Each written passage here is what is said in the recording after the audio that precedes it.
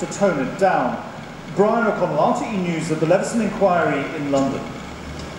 The latest EU initiative to tackle road deaths had its first public viewing in Letterkenny in Donegal today.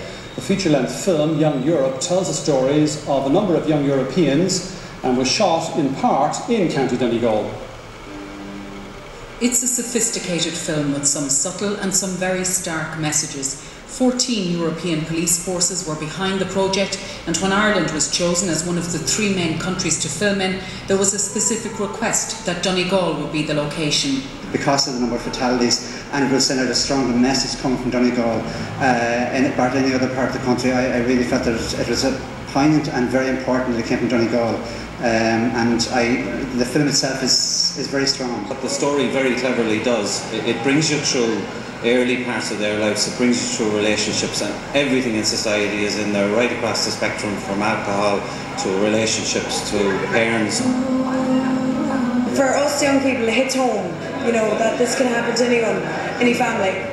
So I thought it was brilliant. Well done. I think it portrayed very well for the fact that the guards knocking on the door. It really kind of brought the shock and the horror of an event like that happening to your family, and it's kind of true to life. I don't think anybody would watch that themselves, but really portrayed it very, very well in the film. The film is quite graphic, and it's geared towards teenagers and young adults from about 16 upwards, and An Garda Síochána now hope to have it shown in as many secondary schools and third-level colleges around the country as possible. I think it'll be acceptable because their peers are playing out the parts, and unlike maybe the ads we use, which are quick bites, this brings you into a very human story, and I think they want to be made of stone, not to be affected by what you see in the film. Eileen Magner, RTE News, Letterkenny.